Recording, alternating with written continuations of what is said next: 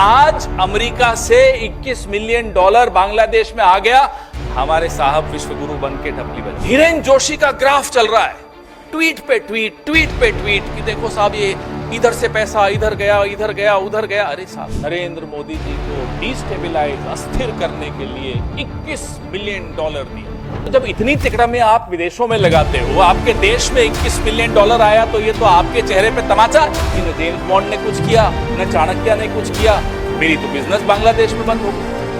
USAID से cashless economy पे समझौते नरेंद्र मोदी करते थे। गोलवालकर प्रमुख थे, आरएसएस गोहत्या विरोधी रैली के लिए एक बड़ी रकम अमेरिका से ली। एक हफ्ते से एक कहानी चलाई जा रही है कि यूएसएड भारत में नरेंद्र मोदी जी को डिस्टेबलाइज, अस्थिर करने के लिए 21 मिलियन डॉलर दिया। भाई कहां है आपके डोवल साहब, कहां है आपकी आईबी, कहां है आपकी रॉ? ये तो विश्व गुरु हैं, ये तो यूक्रेन से लेकर और पता नहीं कहां पूरे विश्व में जाकर तिकड़ में लगाते हैं। कभी सुनते हैं विदेशों में कुछ कर दिया कांड, कई कई तिकड़ में लगा रहे होते हैं। तो जब इतनी तिकड़ में आप विदेशों में लगाते हो, आपके देश में 21 मिलियन डॉलर आया, तो ये तो आपके चेहरे पे तमाचा है। क्यों आने दिया आपने? फिर बोलते नहीं नहीं नहीं, 2012 में जब यूपीए की सरकार थी तब आया था। तो 14 का रिजल्ट जो आपका पक्ष में आया, क्या आप उस पैसे से जीते? जब हम रोज इनसे हम सवाल पूछते हैं, फिर गोल पोस्ट बदल देते हैं। अब कल एक हमारे कुछ मीडिया के, मैं उनको साथी नहीं कहूंगा, उन्होंने भी एक ग्राफ चलाया। वो है ना, वो हमारा एक पड़ोसी है, नाम हिरेन जोशी है, उसने भेजा। हिरेन जोशी का ग्राफ चल रहा है, ट्वीट पे ट्वीट, ट्वीट पे ट्वीट कि देखो साहब ये इधर से पैसा इधर गया, इधर गया, उधर गया। अरे साहब, खुद भी कुछ दिमाग लगा लो। सारा दिमाग हिरेन जोशी का ही खर्च करोगे? अपना भी कुछ दिमाग लगा दो। फिर किसी ने दिमाग लगाया, ये उसका नतीजा। ये पैसा बांग्लादेश गया, ये 21 मिलियन डॉलर यूएसएड का बांग्लादेश के एनजीओस को गया। अब वो क्यों गया, वो बांग्लादेश जाने और यूएसएड जाने।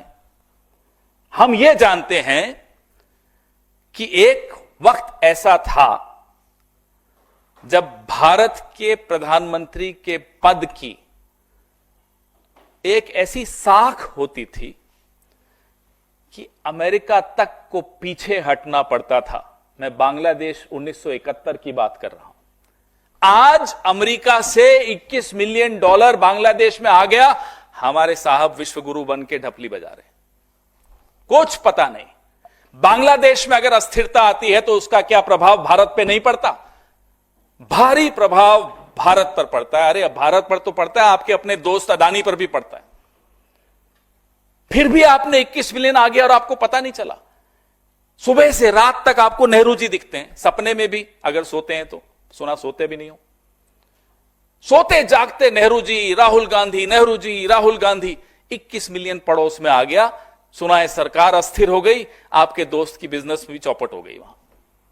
यह आपका सूचना तंत्र है, यह आपका इंटेलिजेंस है, यह आपके डोवल साहब हैं, जेम्स बॉन्ड अपने आप को कहते हैं। एक चाणक्य बैठा है सरकार में, एक जेम्स बॉन्ड बैठा है सरकार में। हो क्या रहा है साहब? 21 मिलियन डॉलर पड़ोस में आ गया।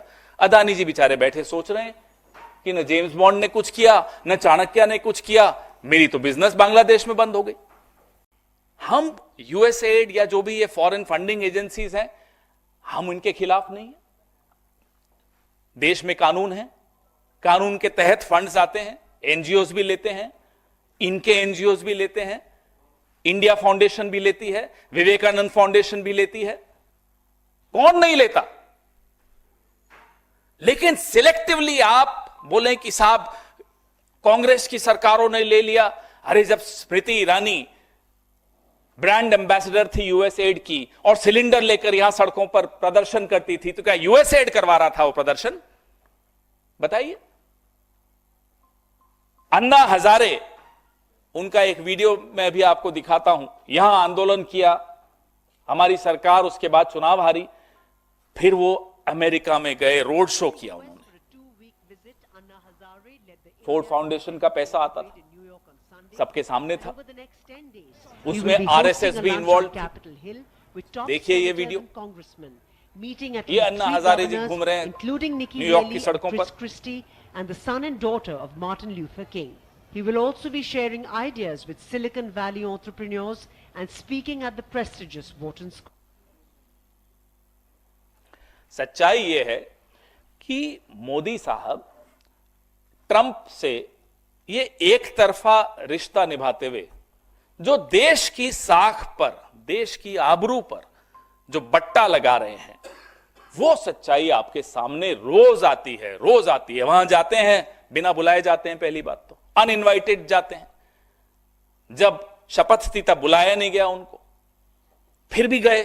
अब क्यों गए वो तो आप लोग कोई पत्रकारिता करिए, इन्वेस्टिगेटिव, तो मालूम पड़ेगा कि क्यों गए। लेकिन वहां जाकर मंच पर साथ में खड़े होकर ट्रंप साहब कहते हैं हम रेसिप्रोकल टैरिफ लगाएंगे। सीधा अपमान, सीधा धमकी। ये खिसियाते हुए मुस्कुरा रहे हैं। या तो समझ में नहीं आया क्या बोले, हमें नहीं मालूम क्यों खिसिया रहे थे, क्यों मुस्कुरा रहे थे। मुस्कुराने लायक तो कोई बात ही नहीं थी। रेसिप्रोकल टैरिफ, ये देखिए मोदी साहब घूम रहे हैं विदेशों में। ये किसके पैसे से स्टेट डिपार्टमेंट में गए थे? ये अमेरिका ने पैसा दिया था। क्या ये एजेंट हैं? क्या ये उस वक्त से ट्रेनिंग लेने गए थे कि कैसे मनमोहन सिंह जी की सरकार को अस्थिर करना है, कांग्रेस की सरकार को अस्थिर करना है? ये आपको सामने फोटोएं दिख रही हैं, देखिए लगातार। ये नौजवान है मोदी जी, देखिए, तब 50 इंच थे, अब 56 इंच हो गए। देखिए, हम बार बार इनसे पूछना चाहते हैं कि आप ट्रंप साहब की धमकी सुनकर आ गए। उन्होंने कहा कि हम ब्रिक्स खत्म कर देंगे, मुस्कुरा रहे हैं साहब। उन्होंने कहा टैरिफ लगा देंगे भारत पर, मुस्कुरा रहे हैं साहब। ट्रांसलेटर 2 थे, इसलिए कोई ये नहीं कह सकता कि उन्हें अंग्रेजी समझ में नहीं आ रही थी। 2 ट्रांसलेटर थे। मुस्कुराइए मत, वो भी मुस्कुरा रहे थे, आप भी मुस्कुरा रहे हैं। जिन F-35 विमानों को खुद वहां के अदानी, अमेरिका के अदानी एलॉन मस्क बोल चुके हैं कि यह कबाड़ है, वही F-35 भारत पर थोपे जा रहे हैं और साहब मुस्कुरा रहे हैं। यह हुआ अमेरिका में, और हमें आकर कहते हैं कि हम यूएसएड से पैसा लेके इन्हें अस्थिर करते हैं। आप खुद जाकर अपनी सरकार को, अपने देश को अस्थिर कर आए हैं, उसका जवाब कौन देगा? अब हम थोड़ा इतिहास की तरफ भी जाएं, क्योंकि संघ का और जनसंघ का और भारतीय जनता पार्टी का और जनता पार्टी का जो इतिहास रहा है स्वतंत्र भारत में, ये क्या बदल सकते हैं? कितनी एनसीईआरटी किताबें बदल लो, ये इतिहास नहीं बदल सकता। फाइलें सबके पास हैं।